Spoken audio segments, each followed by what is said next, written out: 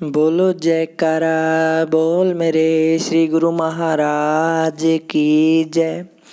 बोल मेरे श्री नंगले निवासी भगवान की जय। बोल श्री परमहंस दयाल जी महाराज की जय। सतगुरु प्रेमियों, पिछली वीडियो में आपने देखा कि श्री गुरु महाराज ने किस प्रकार अपने सेवक की रक्षा की। जो कोई भी श्री गुरु महाराज की सच्चे मन से सेवा करता है, चाहे वो हिंदू हो या फिर मुस्लिम या सिख या फिर ईसाई, उस सेवा का फल उसे अवश्य मिलता है। किसी न किसी रूप में सतगुरुदेव उस सेवा का फल अवश्य देते हैं। जो गुरु दरबार की सेवा करता है, उस पर कोई भी संकट नहीं आ सकता। स्वयं काल से भी सतगुरुदेव उनको बचाते हैं। तो ऐसे ही मेरे सतगुरुदेव ने एक अपने सेवक को बचाया और जो भी सतगुरुदेव की सच्चे हृदय से सेवा करता है, उस पर आँच नहीं आती, इस बात का प्रमाण भी दिया। तो आइए शुरू करते हैं श्री गुरु महाराज की दिव्य लीला। तो सभी सतगुरु प्रेमियों को मेरा जय सच्चिदानंद। कुछ दिन डेरा इस्माइल खां में विराजमान रहकर श्री महाराज जी ने अपने मुख्य स्थान लक्की के कृष्ण द्वारा में लौट जाने का निर्णय लिया। वे कृष्ण द्वारा में लौट आए। यहाँ फिर जन कल्याण और जगत उद्धार का कार्यक्रम चलने लगा। सत्संग की उन्नति के कारण प्रेमियों को जल की बहुत आवश्यकता प्रतीत होने लगी। तब एक भक्त ने कुएं में से ज़्यादा पानी निकालने के लिए एक भैंसा भेंट किया। अभी वह भैंसा छोटा ही था, परंतु उसने आते ही हल्टी चलानी शुरू कर दी। मानव जीवन में संस्कारों का बहुत महत्व है। जैसे संस्कार बचपन में मस्तिष्क पर पड़ जाएं, उसके अनुसार ही भावी जीवन बनता है। कई बार ऐसा भी होता है, ये संस्कार जन्म जन्मांतर तक साथ देते हैं। उस भैंसे की आश्चर्यजनक कथा यह है कि जिस समय कृष्ण द्वारा स्थान में श्री महाराज जी की आरती होती, तो वह भैंसा आरती की आवाज़ सुनकर मस्त सा होकर वहीं ठहर जाता। पहले तो कई दिन तक सेवादार भक्त ने उसे लाठी से हाँकना चाहा, उसे मारा पीटा भी, परंतु वह टस से मस नहीं हुआ। वह वहीं ठहरा रहा। आरती की समाप्ति पर वह स्वयं चले जाता था। जब यह समाचार श्री महाराज जी तक पहुंचा, तो उन्होंने फरमाया, भैंसे को आरती के समय कुछ न कहा करो। यह कोई पिछले जन्म का भूला हुआ जीव है। अब इसका इसी सेवा द्वारा कल्याण होगा। उस भैंसे ने लगभग 30 वर्ष तक पवित्र दरबार की सेवा करके प्रेम सहित शरीर त्यागा। उसके शरीर को पृथ्वी में कपड़े का कफन देकर दबाया गया। महापुरुष कल्याण मूर्ति होते हैं। उनके द्वारा सर्व जीवों का उद्धार होता है। उत्तरी पश्चिमी सीमा प्रांत को अपने श्री गुरु दरबार के अनेक महापुरुषों की जन्म स्थली बनने का सौभाग्य मिला। उन अनेक महापुरुषों की सेवा, प्रेम, भक्ति, श्रद्धा और विश्वास के पुंज भगत साहिब राम जी का नाम अग्रगण्य है। आपने अपने जीवन में गुरु सेवा को ही आदर्श बनाया। आप तन मन धन से महाप्रभु की सेवा में सदैव तत्पर रहते थे। मानव की महानता के प्रतीक उसके जीवन आदर्श होते हैं। सिद्धांतहीन जीवन किस काम का। भक्त साहिब राम जी के जीवन के भी 3 स्वर्णिम सिद्धांत थे।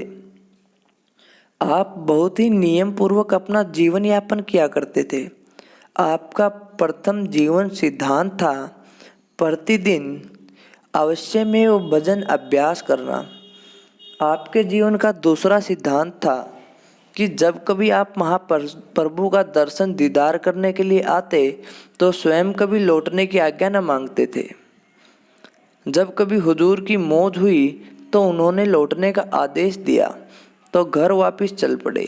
उन्होंने कभी यह विचार नहीं किया कि मैं आया तो 4-6 दिन के लिए था, किंतु अधिक दिन लग गए। नियमित नाम सिमरण और भजन अभ्यास के बिना आप कभी अन्न जल ग्रहण नहीं करते थे। आपके जीवन का एक यह भी नियम था कि जो भी तनख्वाह लेते गुरु के लंगर की सेवा में खर्च कर देते थे। केवल यही नहीं, मन और धन को तो तन का ही आश्रय होता है। तन द्वारा गुरु दरबार में झाड़ू लगाना, पानी भरना, स्वयं अपने हाथों से लंगर की सेवा करना, ये सब सेवा कार्य उनको बहुत प्रिय थे। गुरु शिष्य में एक वचन का नाता होता है। गुरुमुख वही होता है जो गुरु आदेश में तत्पर रहे। गुरु का वाक्य ही गुरु होता है। जो कहलाता तो सेवक हो और सेवा से जी चुलाए, भला फिर वह सेवक काहे का। श्री कबीर जी ने इसी सेवक भाव को अपने शब्दों में दर्शाया। सेवक मुखी कहा वही, सेवा में दृढ़ नाही। कहे कबीर कुसेव का लख 84 माही। भक्त साहिब राम जी गुरु सेवा का भी आदर्श उदाहरण प्रस्तुत किया।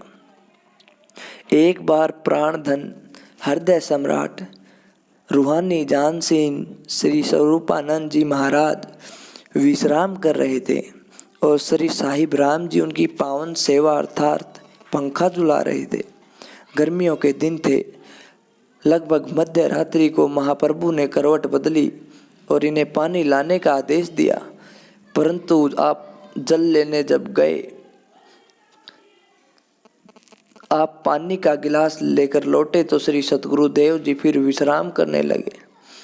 आप अपने बाएं हाथ में पानी का गिलास पकड़े रहे और दाएं हाथ से फिर पंखा झुलाने लगे। इस प्रकार रात्रि के 3 पहर बीत गए।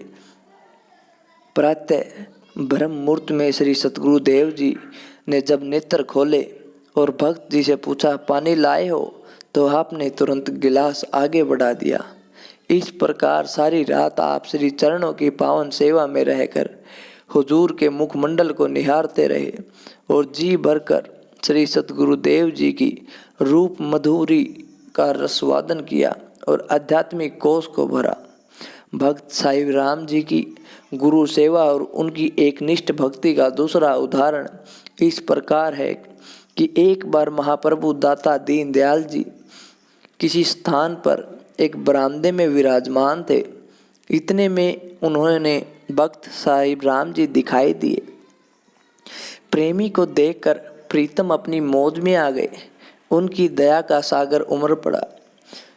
हुजूर भक्त जी को संबोधित करके अमृत प्रवचन देने लगे। जहाँ वे खड़े थे वहाँ कई चींटियों के बिल थे, किंतु आप इतने एकाग्र होकर श्री सतगुरुदेव दयाल जी के दिव्य उपदेश सुन रहे थे कि आपको अपने तन मन की शुद्धि नहीं थी।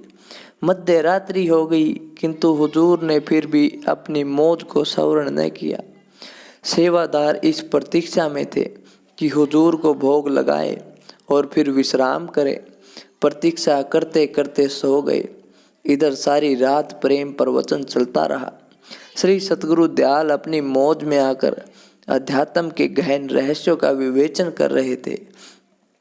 भक्त जी की प्रेम समाधि लगी हुई थी। उन्हें चींटियों के काटने का कोई पता नहीं चला। समाधि अवस्था भी इसी को कहते हैं। जिसे सतगुरुदेव जी का प्रेम मिले वह सेवक भला कितना भाग्यशाली होता है। एक बार श्री महाराज जी ने भक्त साहिब राम जी तथा भक्त हेमराज जी को नगर काला बाग में जाने की आज्ञा दी, क्योंकि वहाँ एक सत्संगी ने श्री महाराज जी से स्थान बनाने की प्रार्थना की हुई थी। श्री महाराज जी ने इन दोनों भक्तों को स्थान के लिए जमीन पसंद करने और दूसरे कार्य प्रबंध करने के लिए भेजा। साथ ही ये वचन फरमाए, जो जमीन आप दोनों पसंद करो वही ठीक होगी। यह आज्ञा पाकर दोनों भक्त लक्की मरवत रेलवे स्टेशन की ओर चले। उस समय भक्त साहिब राम जी का इकलौता पुत्र घर में बहुत बीमार था, परंतु भक्त साहिब राम जी अपनी प्रेम भक्ति में हर समय लीन रहते थे और सर्वस्व श्री चरण कमलों में अर्पण कर चुके थे। इसलिए घर के कामों से उन्हें कोई रुचि नहीं थी। वे स्पेशल कानूगो थे। वे जो भी कमाते श्री गुरु चरणों में भेंट कर देते थे। फिर वह श्री महाराज जी से लेकर निर्वाह करते थे। श्री महाराज जी की भी इन पर अपार दया दृष्टि थी। काफ़ी समय तक श्री महाराज जी लक्की में भक्त साहिब राम जी के निवास स्थान पर विराजमान रहे। इनका श्री चरण कमलों में अटल प्रेम था। स्टेशन पर पहुंचने पर इनको घर से यह संदेश मिला कि लड़के का स्वास्थ्य बहुत खराब हो गया है। यह बात सुनकर श्री भगत जी ने मन में सोचा कि श्री महाराज जी की सेवा और आज्ञा में कोई फर्क न आने पाए। उन्होंने निर्मोही होकर जवाब दिया, जो प्रभु की इच्छा होगी वही ठीक है। अभी गाड़ी आने ही वाली थी कि दूसरे व्यक्ति ने आकर बताया कि आपके लड़के का स्वर्गवास हो गया, इसलिए आप घर चलो। यह दुख समाचार पाकर भक्त साहिब राम जी की गुरु निष्ठा में कोई कमी न आई। उन्होंने उत्तर दिया, मैं घर जाकर क्या करूँगा, बाकी सब लोग तो घर में ही हैं। प्रभु इच्छा से जो हुआ है ठीक ही हुआ है। जिसकी वस्तु थी वही जाने। मैं इस पवित्र दरबार का चाकर हूँ। उस मालिक को सबकी फिक्र है, मैं क्यों चिंता करूँ। यह शब्द कहकर भक्त साहिब राम जी गाड़ी में सवार होकर काला बाग चले गए। बड़े प्रेम से श्री महाराज की आज्ञा अनुसार सेवा करके आए। लौटकर जब वह श्री महाराज जी के चरण कमलों में पहुँचे तो श्री महाराज जी ने अपने मुखारविंद से उनके सच्चे प्रेम और निष्काम भक्ति की सराहना की और सर्व संगत में यह फरमाया, भक्त साहिब राम जी का नासवान शरीर से बिल्कुल मोह नहीं है और ये हमारे सच्चे लाल हैं। भक्त साहिब राम जी के अपूर्व त्याग की बात से सहसा भक्त शिरोमणि राजा मोर ध्वज और सत्यवादी हरीश चंद्र की याद आ गई। अपने सतगुरु महर्षि विश्वामित्र को सौपन में दिए हुए वचन अनुसार ही राजा हरिश्चंद्र ने अपना राज्य समाज सब कुछ अर्पण कर दिया। यहाँ तक कि अपनी पत्नी को श्री गुरु ऋण चुकाने के लिए बेच दिया। स्वयं भी शमशान भूमि में मुर्दों पर टैक्स लेने के लिए नौकर हो गए। उधर राजा मोर ध्वज ने भी कुछ कम बलिदान नहीं किया। एक बार धर्मराज युधिष्ठिर ने अश्वमेघ यज्ञ किया और अर्जुन को घोड़े की रक्षा के लिए सेना सहित भेजा। उसी समय राजा मोर ध्वज ने भी यज्ञ शुरू किया और राजकुमार ताम्र ध्वज घोड़े के साथ थे। मार्ग में अर्जुन और ताम्र ध्वज का सामना हुआ। ताम्र ध्वज ने उस अर्जुन को जिसने महाभारत में विजय पाई थी और उन श्री कृष्ण जी महाराज को जो कि शुद्ध सच्चिदानंद ब्रह्म थे और जिनके नाम की कृपा से ही विजय प्राप्त हुई, हराकर घोड़े को जबरदस्ती छीन लिया। भक्त वत्सल भगवान श्री कृष्ण ने देखा कि यहाँ दोनों तरफ मेरे भक्त हैं। यदि एक पक्ष को विजय दी जाए तो दूसरे भक्त का दिल टूटेगा। इसलिए अपने प्रिय भक्त राजा मोर ध्वज की भक्ति की परीक्षा के लिए भगवान श्री कृष्ण स्वयं एक वृद्ध ब्राह्मण का रूप धारण करके और अर्जुन को अपने पुत्र के रूप में बनाकर राजा मोर ध्वज के द्वार पर गए। उस समय राजा मोर ध्वज यज्ञ मंडप में था। उसने आकर बड़े आदर सत्कार से ब्राह्मण देवता का दंडवत प्रणाम किया और स्वागत किया उनके पधारने का कारण पूछा। भगवान श्री कृष्ण ने कहा, जंगल में एक शेर है, उसने मेरे लड़के को खाने का निश्चय किया है। मैंने उसे बहुत कहा कि उसके बदले मुझे खा ले, परंतु वह नहीं माना और बोला, तू बूढ़ा है, तेरा मांस मेरे काम का नहीं। अंत में बहुत प्रार्थना करने पर शेर ने कहा, यदि तू राजा का आधा शरीर ले आए तो तुम्हारे लड़के का छोड़ दूंगा, इसलिए तुम्हारे पास आया हूँ। यदि हो सके तो मेरे पुत्र की रक्षा करो। ब्राह्मण देवता की बात सुनकर राजा मोर ध्वज के मन में दया का भाव उमड़ आया और वह बोला, यह शरीर एक दिन जलने वाला है। यदि ब्राह्मण का दुख इस शरीर से दूर हो जाए तो इससे अच्छा और क्या हो सकता है। ब्राह्मण ने कहा कि शेर का एक वचन यह भी है कि जिस आरे से राजा को चीरा जाए वह आरा एक ओर तो राजा का लड़का पकड़े और दूसरी ओर से वह आरा राजा की रानी के हाथ में हो और किसी को किसी प्रकार का शोक न हो। राजा ने इस बात को भी स्वीकार कर लिया। ताम्रध्वज ने ब्राह्मण से प्रार्थना की कि शास्त्र की आज्ञा अनुसार पुत्र भी पिता का रूप है, यदि मेरा आधा शरीर ले लिया जाए तो अच्छा।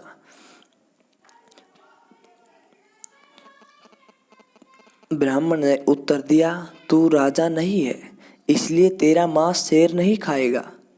फिर राजा ने की स्त्री ने कहा, मैं तो राजा की अर्धांगिनी हूँ, यदि राजा के शरीर के आधे भाग की बजाय मुझको ले जाओ तो इसमें शेर को लाभ होगा। ब्राह्मण ने कहा, तू स्त्री है और राजा भी नहीं।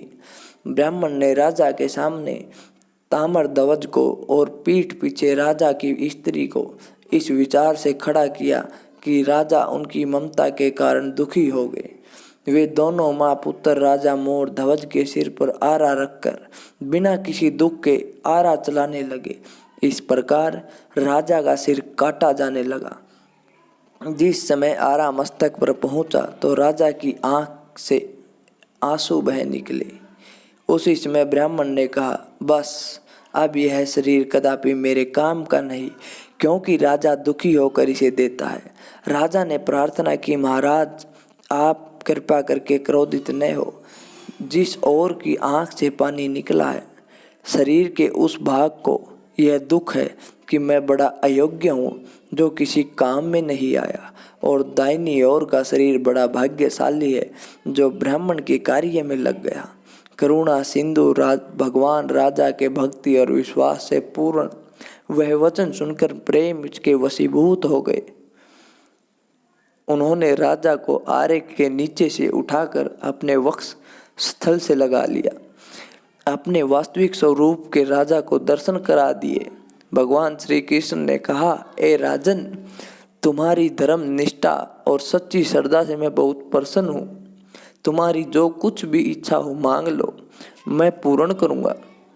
राजा ने करबंद प्रार्थना की, कृपा सिंधु महाराज, आपने जो दर्शन देने का अनुग्रह किया तो और क्या बाकी रह गया जिसके लिए मैं प्रार्थना करूं।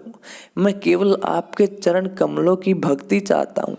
मेरी यह प्रार्थना है कि आने वाले समय अर्थात कलयुग में आप भक्तों से ऐसी परीक्षा न ले। भगवान ने अपने भक्त की प्रार्थना को स्वीकार कर लिया। फिर उन्होंने अर्जुन और राजा मोर ध्वज में संधि करवा दी। राजा ने बड़ी प्रसन्नता पूर्वक यज्ञ का घोड़ा अर्जुन को लौटा दिया। भगवान श्री कृष्ण ने अर्जुन को अपने परम प्रिय भक्त मोर ध्वज के इस अपूर्व बलिदान को दिखाकर उसका अभिमान दूर किया। कई ग्रंथों में यह भी लिखा हुआ है और कुछ विद्वानों का मत भी यही है कि राजा मोर ध्वज ने अपने पुत्र राजकुमार ताम्रध्वज का बलिदान दिया था और उसके सिर पर आरा चलाया था। लक्की मरवत से एक बार श्री महाराज जी टेहरी में पधारे। जब काफी दिन गुरुदेव जी को टेहरी में विराजमान रहते हो गए, तब एक दिन लक्की मरवत से भक्त हेमराज जी तथा भक्त साहिब राम जी श्री महाराज जी के मनोहर दर्शन करने के लिए टेहरी में आए।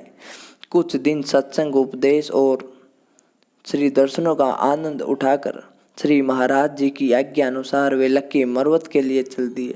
ये दोनों भक्त अपने मन मंदिर में श्री गुरु महाराज की दिव्य मूर्ति का ध्यान धरकर स्वाभाविक ही अपने हृदय सम्राट का यशोगान कर रहे थे। मेरे करुणा निधान, मेरे कृपा सागर, ऐसे दीनदयाल गुरु महाराज जो अपने भक्तों पर, अपने शिष्यों पर, अपने सेवकों पर हर पल हर अक्षण दया दृष्टि बनाए रखते हैं, उनकी कृपा हरदम हर समय अपने सेवकों पर रहती है। तो ऐसे करुणा सागर मेरे गुरुदेव के पावन चरणों में मेरा कोटि कोटि दंडवत प्रणाम। हे सतगुरुदेव, मेरी हाथ जोड़कर यही विनती है, मैं आपसे प्रार्थना करता हूँ कि आप ऐसे ही अपने सेवकों पर कृपया दृष्टि को बनाए रखें, अपना हाथ सदैव उनके सिर पर रखें। जय सच्चिदानंद।